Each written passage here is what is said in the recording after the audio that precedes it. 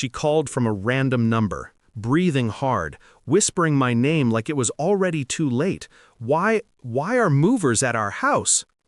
For a second, I let silence sit between us. Silence always tells the truth faster than words. Then I answered, calm, detached. Wrong number. The line trembled. She tried again. What do you mean wrong? And wrong house, I added. Then I ended the call.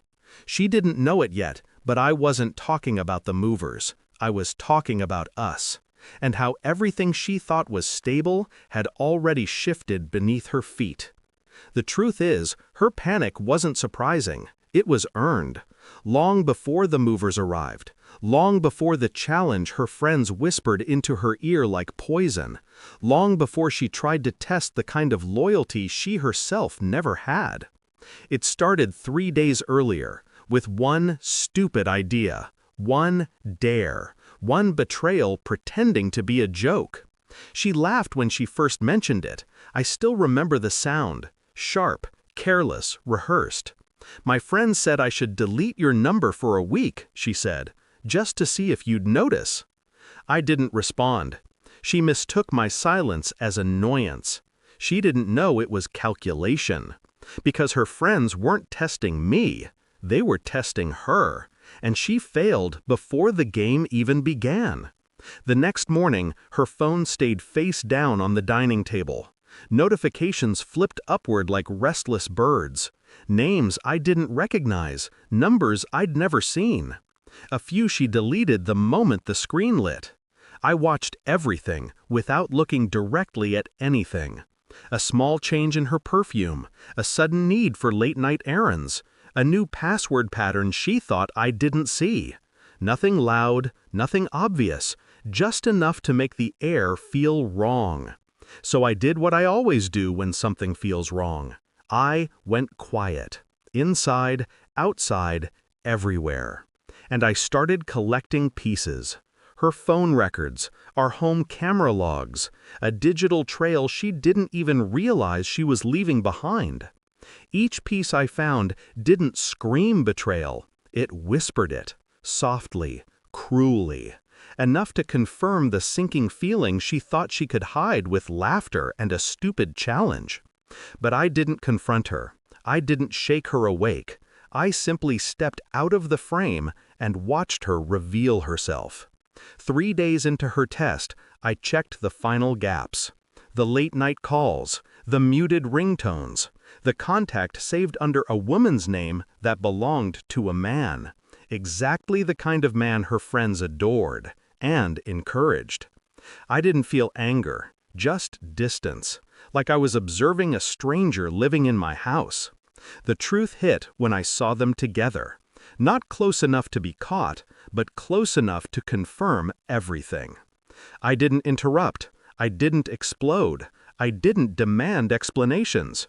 I only memorized the way she looked at him. Not with guilt, but with comfort. Like she'd already practiced the moment 100 times before reality caught up. So I went home, and I packed. Quietly, methodically, room by room. I removed my life from that house like a surgeon removing rot, precise, clean, unshaken. And then I called the movers, not for my things, for hers. The evidence arrived the next morning. Screenshots, logs, timestamps, location data, everything undeniable. When she came home, she found a single envelope on the bed. Inside, the truth she'd tried to bury. She read it once, then twice. She whispered, "No, this isn't—" I didn't speak. I just watched her come undone.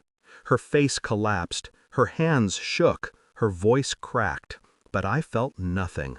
Just a cold, steady clarity. When I finally spoke, it was simple. "You wanted to see if I'd notice." Her eyes rose, wet and frantic. "Well," I said, "I noticed." She reached for me. I stepped back. She begged. I stayed silent. Because her pain no longer moved me. She had mistaken my calm for weakness. She had mistaken my trust for blindness. And now she was realizing the truth. I don't chase people who test me. I replace them. Which brings us back to the moment she called from that random number, watching strangers carry boxes out of the house she thought she still lived in. "Why are movers at our house?" she cried. Our house. Past tense. She didn't understand yet, so I taught her, in one sentence. Wrong number and wrong house now. Her breath shattered. I hung up. I didn't leave because she cheated. I left because I finally saw who she was when she thought I wasn't watching. And once you see the truth that clearly, you can't unsee it. Some endings arrive quietly. Some endings pack your belongings for you. Mine did both. And as I walked away from the house where her lies lived, I didn't look back, not even once.